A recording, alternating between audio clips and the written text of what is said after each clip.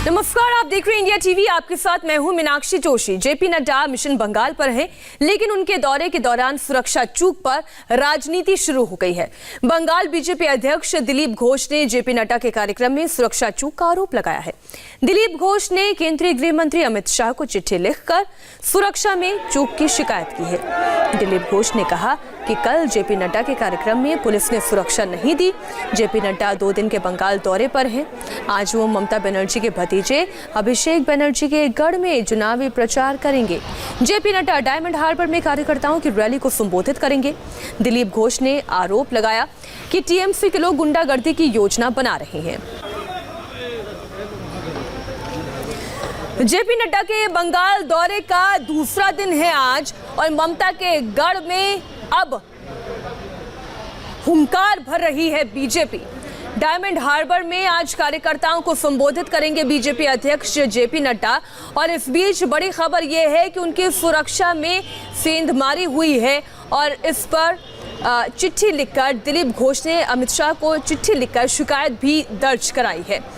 JP Nadda के कार्यक्रम में पुलिस ने सुरक्षा नहीं दी, यह कहना है दिलीप घोष का। डायमंड हार्बर ऐसा एक कॉन्स्टिट्यूंसी है पार्लियामेंट्री, जहां अभिषेक बनर्जी एमपी हैं, जहां पंचायत चुनाव में एक भी नॉमिनेशन करने नहीं दिया गया हजारों लोगों में से। और लगातार वहां जो एंटी सोशल्स है उनके द्वारा उत्पात मचाया जाता है, हमारे कार्यकर्ताओं को मारा पीटा जाता है। पिछले दिन वहाँ एसडीओ ऑफिस अभियान था, मैं जाते समय मेरे को रास्ता में रोका गया, काला झंडा दिखाया गया, गो बैक बोला गया। हमारे वरिष्ठ नेता समीक भट्टाचार्य जा रहे थे, उनका गाड़ी तोड़ा गया, उनको पीटा गया, उनका सामान छीन लिया गया, फ़ोन वगैरह। आज भी वहाँ कार्यक्रम है माननीय राष्ट्रीय अध्यक्ष जी का, कल से वहाँ उत्पात मचाया रखा गया है, लोग हमारे कार्यकर्ताओं को मारा पीटा गया है। आज रोड ब्लॉक करने की भी योजना बन रही है। तो हर प्रकार से कानून व्यवस्था कहीं नहीं है, और ज़बरदस्ती गुंडागर्दी का एकदम सर्वोच्च स्तर पर पहुंच गया यहाँ, और सरकार सब जानते हुए चुप रहता है। कल यहाँ माननीय नड्डा जी का जो कार्यक्रम था शहर में, वहाँ वेस्ट बंगाल पुलिस का कहीं उपस्थिति नहीं थी। सुरक्षा में बहुत बड़ी चूक हुई है। इसलिए मैंने देश के गृह मंत्री जी को चिट्ठी लिखा है, यहाँ के प्रशासन को चिट्ठी लिखा है। आज डायमंड हार्बर में जहाँ जा रहे हैं वहाँ भी उत्पात मचाने का वो लोग योजना बना कर रखे हैं। तो वहाँ की एसपी को भी मैंने पत्र लिख करके सारी व्यवस्था बताया है। आपके जेपी नड्डा की सुरक्षा में चूक, इस बात की शिकायत भी की गई है गृह मंत्री अमित शाह से। इस वक्त हमारे सहयोगी देवेंद्र पराशर जुड़े हुए हैं। देवेंद्र, ज्यादा कुछ नहीं, लेकिन इतना जरूर कहना चाहूंगी कि अगर ये शायद किसी और पार्टी के राष्ट्रीय अध्यक्ष के साथ हुआ होता तो अब तक शायद लोकतंत्र खतरे में आ गया होता।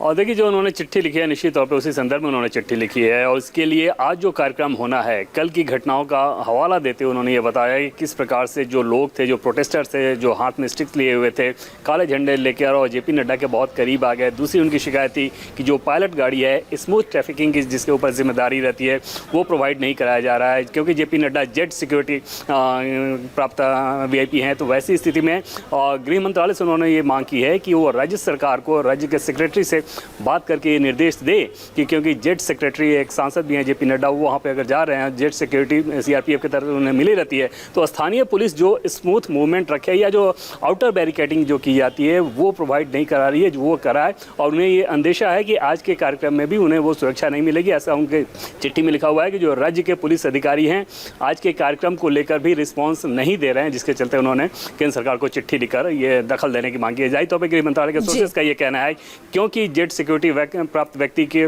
को लेकर एक कंसर्न जताया गया है, एक सांसद जो कि एक पार्टी के प्रदेश अध्यक्ष भी हैं, तो ऐसी स्थिति में निश्चित तौर पे राज्य सरकार से इस बाबत पूछा जाएगा कि क्या वस्तु स्थिति है।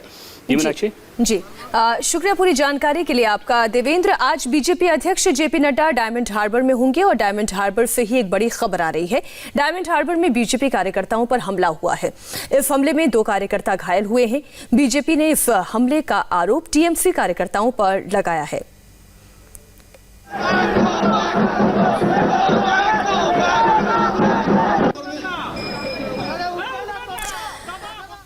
तो ये तस्वीर हम आपको दिखाएंगे कि किस तरीके से ममता के गढ़ कोलकाता में टेंशन बढ़ती जा रही है। और ये टेंशन इसलिए बढ़ रही है क्योंकि चुनाव नजदीक है। बीजेपी धीरे धीरे अपने प्रचार अभियान की रूपरेखा तय कर रही है। बीजेपी राष्ट्रीय अध्यक्ष जेपी नड्डा का आज दूसरा दौरा है और तब बीजेपी कार्यकर्ताओं के साथ इस तरीके से धक्का मुक्की करना। एक तरफ पश्चिम बंगाल के बीजेपी अध्यक्ष दिलीप घोष ने जेपी नड्डा की सुरक्षा में चूक का आरोप लगाया, तो वहीं आज जेपी नड्डा अपने दूसरे दिन के चुनावी दौरे पर है।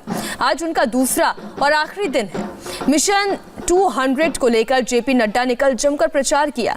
कल वो काली मां से आशीर्वाद लेने के लिए भी पहुंचे, तो बीजेपी के कई हाईटेक चुनावी दफ्तरों को भी खोला गया। आज जेपी नड्डा ममता बनर्जी के गढ़ में रहेंगे। जेपी नड्डा के पश्चिम बंगाल जाने से बीजेपी कार्यकर्ताओं का जोश तो बहुत बढ़ गया है।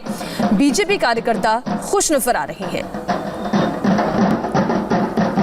आज जेपी नड्डा ममता बनर्जी के गढ़ उनके भतीजे अभिषेक बनर्जी के संसदीय क्षेत्र में रहेंगे।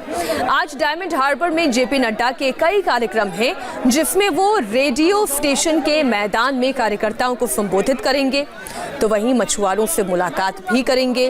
ममता बनर्जी भी आज एक्शन में है। आज ममता बनर्जी अपने 10 साल का रिपोर्ट कार्ड पेश करेंगे। आज जेपी नड्डा के निशाने पर ममता बनर्जी के भतीजे अभिषेक बनर्जी रहेंगे। आज जेपी नड्डा अभिषेक बनर्जी के संसदीय क्षेत्र डायमंड हार्बर पहुंचेंगे। यहां से वो रैली करेंगे। दक्षिण 24 परगना के रेडियो स्टेशन के मैदान में दोपहर 12 बजे कार्यकर्ताओं की रैली होगी। उसके बाद दोपहर 1:30 बजे रामकृष्ण मिशन आश्रम में प्रार्थना सभा करेंगे। वापस डायमंड हार्बर में मछुआरा संगठन के लोगों से मुलाकात भी करेंगे और शाम 4 बजे ममता बनर्जी की नीतियों और बीजेपी कार्यकर्ताओं के ऊपर हुए जुल्म के खिलाफ एक कैंडल मार्च भी निकालेंगे। आज पश्चिम बंगाल में बीजेपी और टीएमसी के एक्शन का भी दिन है। एक तरफ बीजेपी अध्यक्ष जेपी नड्डा ममता के गढ़ यानी उनके भतीजे के संसदीय क्षेत्र डायमंड हार्बर में रैली करने वाले हैं, तो वहीं ममता बनर्जी आज अपने 10 साल का रिपोर्ट कार्ड पेश करने वाली हैं। डायमंड हार्बर में एक तरफ जहां जेपी नड्डा मछुआरा के संगठनों से मुलाकात करेंगे, वहीं शाम को जेपी नड्डा टीएमसी की नीतियों को, अपने कार्यकर्ताओं पर हुए जुल्म को और उनके खिलाफ एक कैंडल मार्च निकालेंगे। ममता बनर्जी किसान बिल के विरोध में आज गांधी मूर्ति पर धरना देंगी। पश्चिम बंगाल में आए दिन टीएमसी और बीजेपी कार्यकर्ताओं के बीच खूनी झड़प देखने को मिल रही है। कई बार बीजेपी कार्यकर्ताओं की हत्या कर दी जाती है। इसको लेकर बीजेपी लंबे समय से बंगाल में कानून व्यवस्था पर सवाल खड़े कर रही है। ऐसे में नड्डा ने एक बार फिर से ममता बनर्जी पर तीखा हमला किया है। वायलेंस की बात करूं, आज सुबह हमारा एक कार्यकर्ता मारा, कल हमारा एक कार्यकर्ता मारा। 130 कार्यकर्ताओं ने जाने दे दी। 130 कार्यकर्ताओं। मैंने 100 लोगों का तर्पण तो खुद किया है।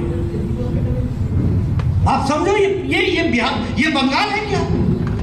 बंगाल इस बात के लिए जाना जाता था क्या? क्या हो गया? अगर हम ममता जी को देखें तो जिसको बोलते हैं असहिष्णुता, इनटॉलरेंस, दाई नेम इज ममता। यह दूसरा नाम है इनटॉलरेंस। राजनीतिक दृष्टि से विचारों का आदान प्रदान होना यह प्रजातंत्र की खूबसूरती है। और पश्चिम बंगाल तो विचारों के आदान प्रदान के लिए जाना गया है। विश्व भारती यहां, रविन्द्रनाथ टैगोर यहां पैदा हुए। रविन्द्रनाथ टैगोर ने जिस तरीके से दृष्टि दी समाज को, हम सबको मालूम है। श्री अरविंदो जिन्होंने विचार दिया, उस विचार में नहीं सिर्फ देश, अंतर्राष्ट्रीय, विश्व संबंध की दृष्टि से भी उन्होंने एक दृष्टि दी थी। लेकिन आज मैं देखता हूं कि यहां इनटॉलरेंस किस तरीके से बढ़ता जा रहा है। बीजेपी अध्यक्ष जेपी नड्डा के